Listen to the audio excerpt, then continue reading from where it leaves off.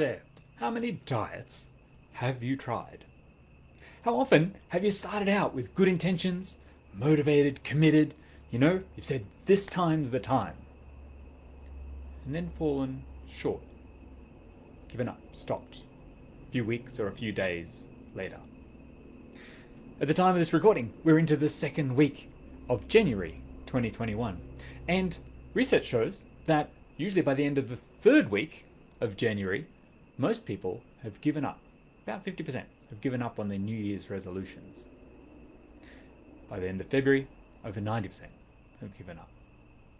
So, if you've been in that position before, you've tried once, twice, many times before to lose weight, to keep it off, to go on a diet and stick with it, but you haven't yet gotten to the healthy life and the healthy weight you want, where you're at goal and keeping it, then today's video is for you.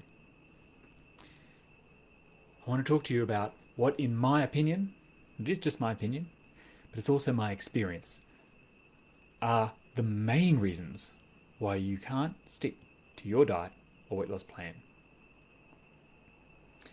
In case you don't know me, my name is Brian. Hi, I'm a weight loss coach and a life coach.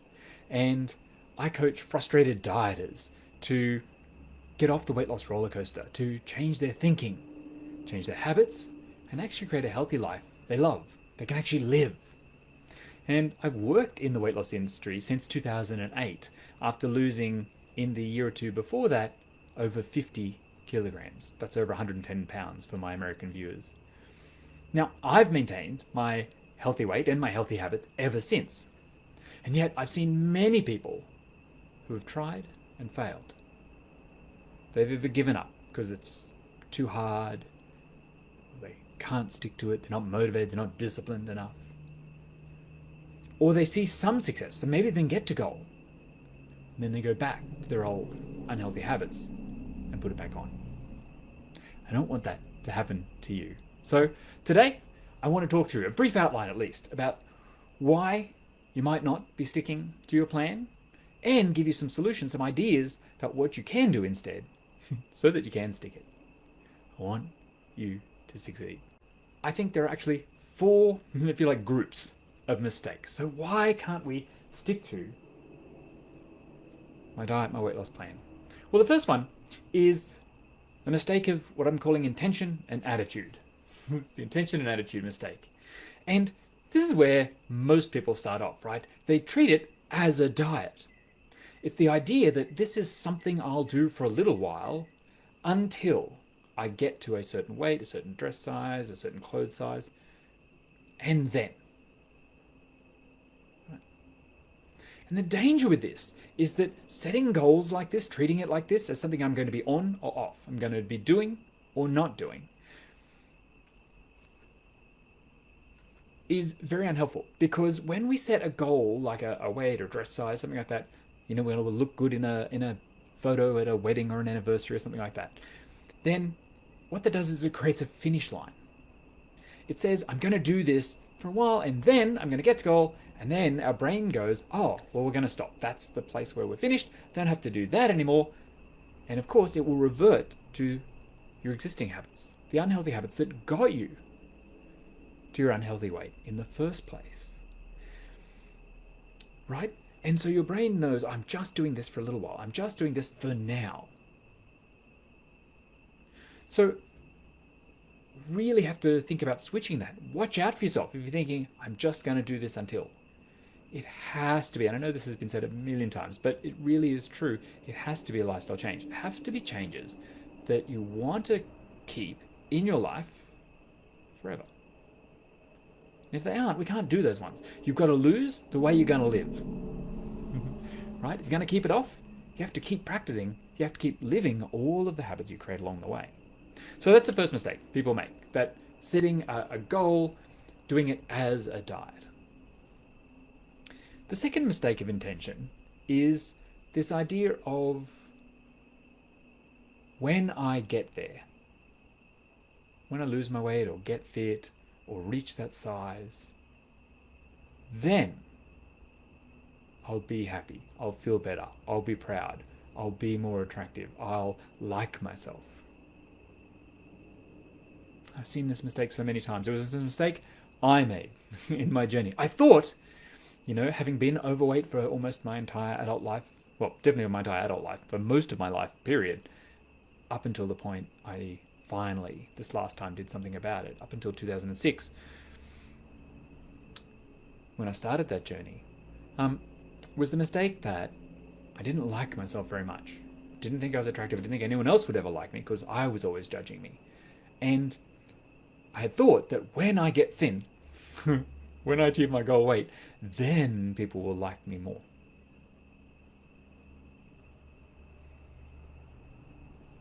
And although I may have inspired people with my success, it didn't really change. You know why? Because you go along for the ride.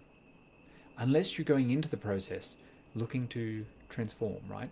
And when you're trying to do that from a place of criticism and judgment and hating yourself and not liking yourself, it's very hard because that feels terrible all the way. You're not going to want to keep it because you're doing things from a place of not liking yourself. So instead, actually, can I like myself now? Can I love myself in this place enough to make these changes, to treat my body well, to nourish it, to look after it? So those are mistakes number one: intention and attitude. So check yourself. Are you doing it as a diet? Are you planning to only do changes, healthy changes, until you get there? And are you doing it so that you'll be fixed? In my experience, those two are not recipes for success. Now, it doesn't mean you won't feel better. You might improve. If you're doing it right, you will in fact improve your relationship with yourself. It's often our relationship with ourselves that gets us to unhealthy habits in the first place. So transforming that and changing that is key. But it's not getting there that'll make you better. It's doing the work to appreciate yourself, to acknowledge yourself, to value yourself now that will allow you to stick to the changes, to stick to the transformation, to see it through. All right. Group number 2 is a mistake in the process. This is where we actually try and change our habits in an unhealthy way. And it's what most people want to do. We want to make changes that are unrealistic, right? We try and go too fast. Do you ever do that? You want to get to goal now, preferably yesterday. You're in a rush. You want to see those results on the scales. And the mistake in trying to get there fast is that you actually miss the opportunity to practice living the new habits, living the changes. We create habits with repetition, by repeating them, by doing them again and again. So it's necessary, I think, to take the time to do that, to be willing to slow down. So trying to go fast is a mistake. So we go too fast. We try and make too many changes at once. You ever tried this? You try to change everything. I'm going to make healthier choices. I'm going to eat more vegetables. I'm going to cut out the junk food. I'm going to do my exercise. I'm going to go to the gym. I'm going to pre-pan and plaque and track and portion. And I'm going to record my things. I'm going to listen to my hunger signals. And I'm going to, trying to do all these things at once. We can't do it. We often think about making changes, but we don't think about making that change in our life, in our current life, with our circumstances, with our stresses, with our day-to-day chaos, with our normal living, right? So we're trying to make changes that are too big or too much to start with. So of course it becomes unsustainable. Now, you can do that initially because your motivation's really high. We call it riding the motivation wave. When you're first starting out, often that motivation is high. But you probably know. Let me know in the comments. Does your motivation wax and wane? Is it sometimes high, sometimes low? Sometimes good, sometimes not so good? It is the least reliable. So many people try and do it with willpower. I'm just going to white knuckle it. I'm just going to be dedicated, be disciplined. I'm just going to use that motivation, that willpower to get me there. That almost never works. So Or we try and do too many things at once. We try and take on too much change. Now, it turns out that doing change is actually uncomfortable. It's challenging. You're going to have to think differently and feel differently and experience things differently than you have been. Most people don't allow for that. There's no space. So again, taking on too much, too big a change, or too many changes at once will deplete your capacity. You'll get overwhelmed and overloaded. And then you'll just go, oh, it's too hard, it's too much, or I'm just weak-willed, I'm not strong enough. No, you set yourself up for failure by taking on unrealistic change. Or you've taken on changes that aren't relevant to you. You've taken on changes because someone else thought it was a good idea for you to do that. That's what the diet said, or the instructor said, or a friend of yours who lost weight said. Instead of asking yourself, what's working in my life? What isn't working? What could I do differently that's realistic for me? Right? I'll get to that in the what to do section later. But notice that if it's not something that's realistic, right? It's too big, too fast, too soon. Or it's not something that's relevant to you, something that you really personally care about, you won't keep it. The other mistake that happens here, and it might be you if you're trying to go fast, is focusing solely on the results in the scales. This is part of your process, right? Needing that loss every week or every day, however often you do it, to validate yourself and your process, to validate the changes you're making.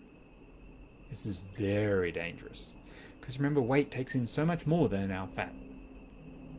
That's what we really want to lose, right? We don't want to lose our muscle mass. We don't want to lose our bone strength. We don't want to lose our fluid, mostly. We want to lose the fat, the excess stores that we have on our body. Now, a healthy rate of loss is about 0.5 kilo or 1 pound per week on average. Up to about 1 kilo is considered medically healthy. But usually you only see larger ones in the first week or two. When you make big changes, you lose your body's emergency fat.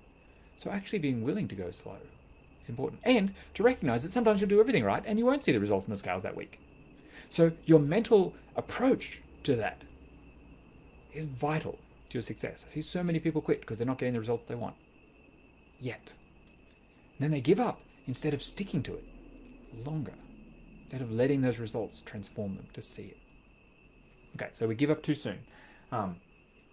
So those are all unhealthy changes. That's the mistakes in the process. I also think there's a mistake in the industry. Oh, hold on. Judy, you said a little success can lead me to thinking I've got this instead of still going slowly and with small changes. Yes, that's right. I see so many people do it. We call it the trap of complacency. Oh, I can do that now. Great. I'm done. And then our brain stops doing it. And lo and behold, we fall back to old habits. Instead of going, oh, I noticed that I can do it and it's working. That's the sign to do it more. Let me keep practicing, right? We have to go from competency to mastery, right? I like to say where mastery is the place where we can't not do it. It's so ingrained, it's so automatic. Now, it's how we got most of our unhealthy habits.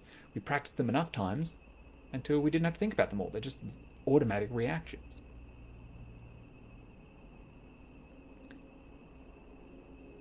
So we have to be willing to acknowledge our success and notice that that's the reason to keep doing it, to keep practicing, to stay in it, to keep going slow, going steady, keep building those skills.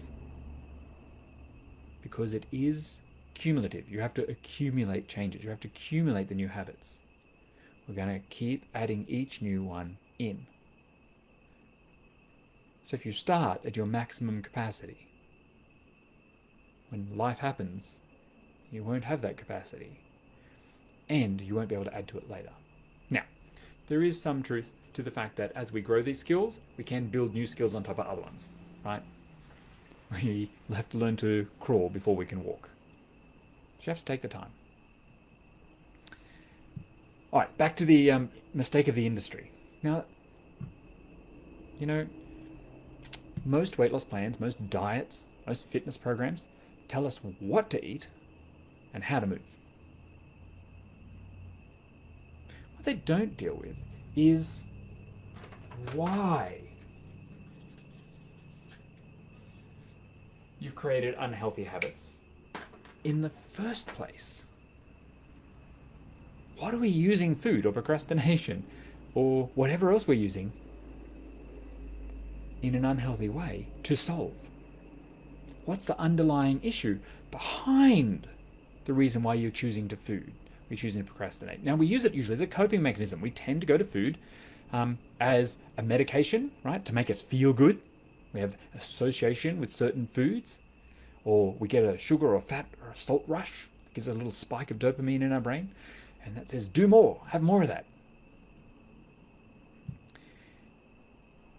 So that's medication. Or we use it for avoidance. It's a distraction, so we don't have to feel the emotional feelings. Or we use it to numb. We use it to buffer those feelings, to tune them out, just to suppress them.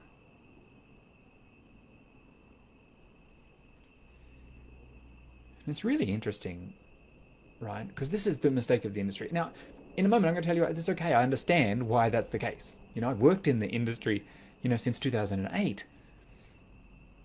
It makes sense why we don't teach that, or why the industry doesn't do that. But I do think it's vital. It's a little bit like, maybe a drug addict or something being sent to jail and then never getting to deal with the underlying reasons, the circumstances, their life skills, the support mechanisms around them that had them turning to drugs as an answer in the first place. Right? Because we see that so often, right? An addict will come out and then, whatever they've been in jail, assuming they haven't had access to the drugs, etc., which is not always the case, but they go into rehab, right? And then while you're in rehab, you're in a secure environment, you're safe, you're protected, you've got your support, and then it's go back out in the world. But the world didn't change while you're out there. You didn't learn any new skills for dealing with the world. You didn't change the circumstances, and then you relapse. I think it's the same for us with food. If we don't solve the actual underlying why we've created our unhealthy habits in the first place, then you're just bound to go back to them. So that's the layer we have to remove. Right? Otherwise, we go out in the world, we get to goal, or we've had some success, and then we have a trigger, some stress, some chaos, some illness, traumatic event. Life happens. And then we're back to medicating, numbing, and avoiding with food, right? Now, as I said, I don't blame the industry. I believe that most reputable diets, most science-based diets are made by good, smart people with great intentions. And reputable, science-based diets work if you stick to them. Most people don't, hence this video. And most of those, I don't think any of those actual plans that I've ever seen actually deal with this, the real reason why. And that's because it's personal. It can be different for every person. It can be complex. And it can be uncomfortable to figure out. And of course, the industry as a whole doesn't want to do that, right? They want to scale. They want to help as many people as possible. They want to get as many people enrolled as possible. I can't blame them. It's how they make money. That's the business model. But when you don't solve the underlying issue, you don't change the default habits, you don't learn the new coping mechanisms, you don't learn to solve it in a healthier way, then you're just destined to relapse. Let me know if you've ever done that. You've maybe had some success, you've done well, and then something happened. You went back to the old habits.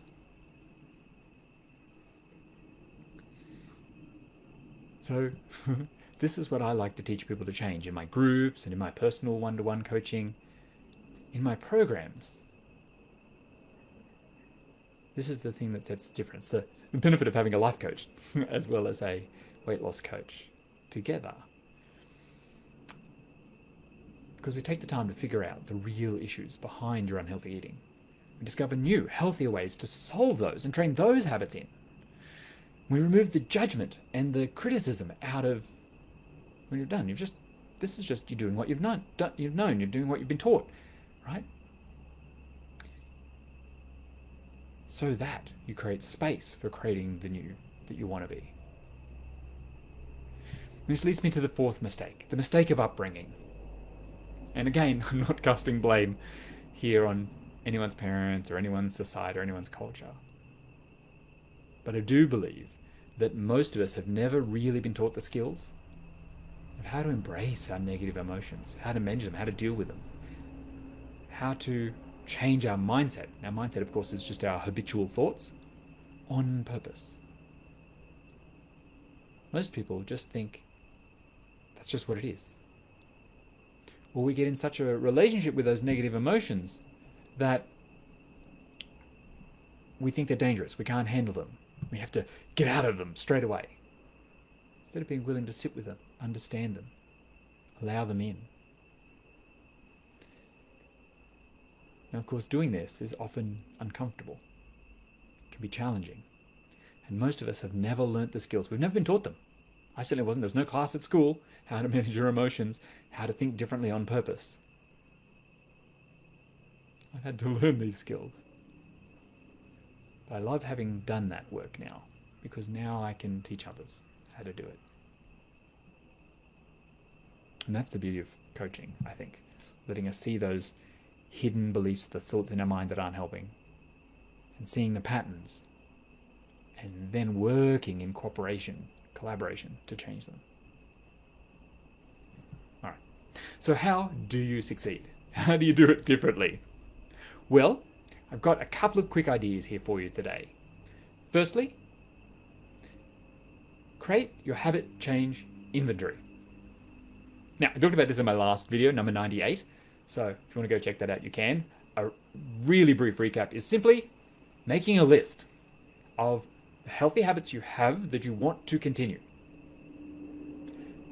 And then the unhealthy habits that you'd like to stop doing or change. And perhaps a list of new habits that you don't have yet that you'd like to build. So a list of habits you'd like to continue, stop, or start.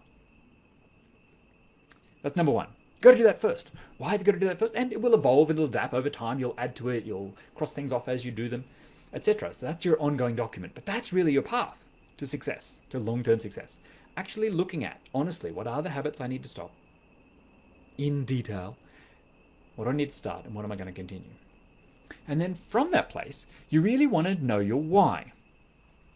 You want to ask why it matters to you that you do make and keep these new habits. You make those changes, right? You really want to use that as fuel, right? You want to create a vision of your future and your future life so that you can practice living into it, right? It'll provide you clarity. It'll help you fuel the changes. It'll help provide motivation when it inevitably wanes. Stop relying on willpower, right? So that's number two. Know your why. Really get in touch with that. Number three, break the process down, right? Don't make it too big, too much, fast, or too many. Pick one thing. Break it down into smaller and smaller steps until it feels super easy. Break it down.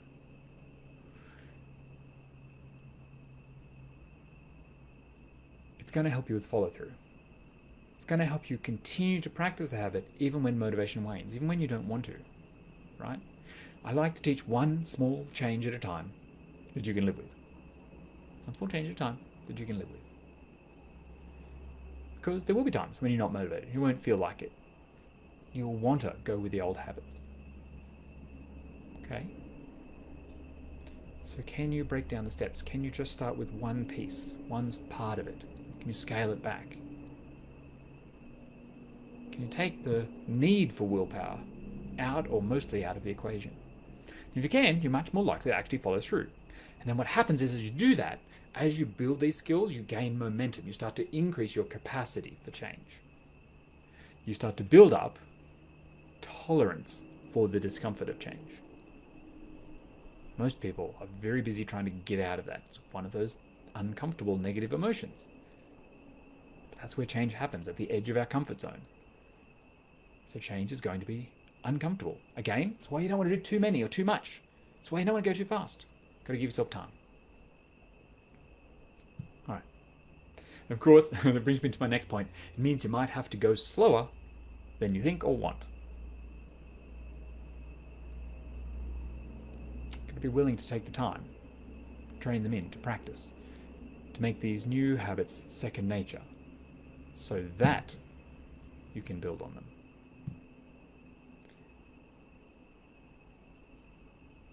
I often say it doesn't really matter how long it takes,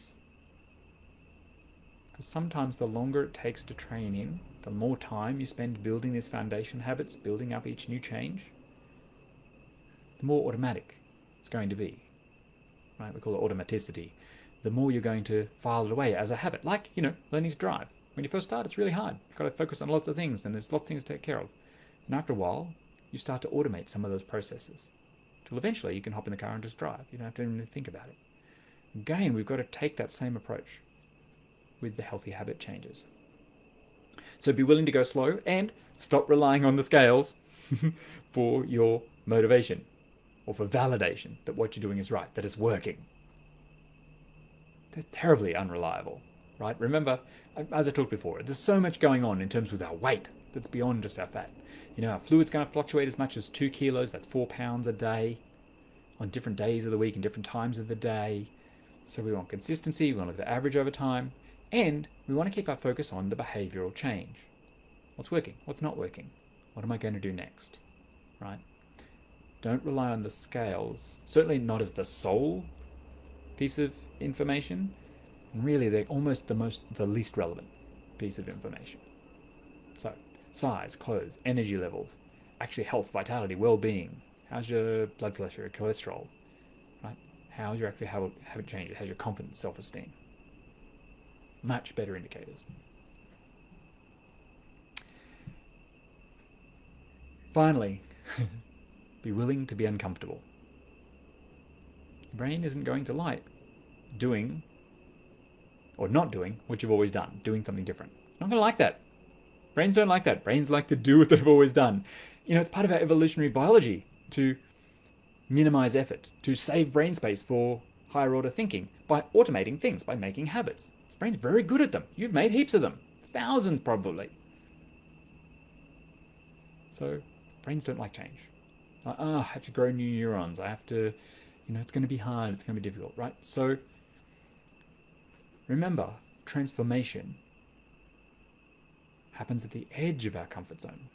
When we're uncomfortable, that just tells us we're there. So you do have to be prepared for that. If you take away food, if you take away procrastination, if you take all those ways of buffering and medicating and avoiding our feelings, you're actually going to have to feel them. You're going to have to experience them. And it's okay. I want you to know that you can totally handle it. You have the capacity. You created them after all. But it is going to be uncomfortable. So it's a good idea to have support, to have a coach or a family member, a trusted friend, a community who understands the process, who knows what it takes, who's been there, who can help you understand where you're at, and help you learn the tools you need, help you build the skill set you need, and help you notice and switch your mindset, your habitual thoughts when they're not helping. This is what I do. It's how I work with people. And it is amazing to see what can happen when we do it this way. If you'd like to get a taste of that, if you want to delve a little bit more into that, then I'd like to invite you to come and join my Back on Track Kickstart. It's happening January 18th to 22nd, 2021. So that's next week at the time of this recording, over in my Weight Loss for Life community on Facebook. Now, you can register for that. It's free by clicking on the link in the description of this video. And each day next week, I'm going to be going live in the group to help you break down 5 simple, healthy habits that will set you up for long-term success. And each day, there'll be a simple assignment to help you implement that habit. And we'll work together. We'll come together as a like-minded community, all doing it at the same time, all supporting each other to make these simple, easy, yet powerful changes. Now, if you're watching this on replay, you're watching it after the 22nd of January, then you can still click on the link. It may take you to a wait list for the next time I run the challenge. You can also reach out to me. Head to livemorelife.com.au. There's a space on my webpage there you can book a consultation. I'm committed to helping people succeed, to create healthy lives they can actually live. I know how amazing it feels in my life to have done it. I want to help you. So feel free to reach out to me. I offer a limited number of free 1 hour to 90-minute consultations each and every week to pass on the knowledge, to give you some help for free. It's part of my mission to help other people have success. So if you'd like to reach out, you'd like to talk about working together, or you'd like to join me in the Back on Track Kickstart, please do. I'd love to see you there.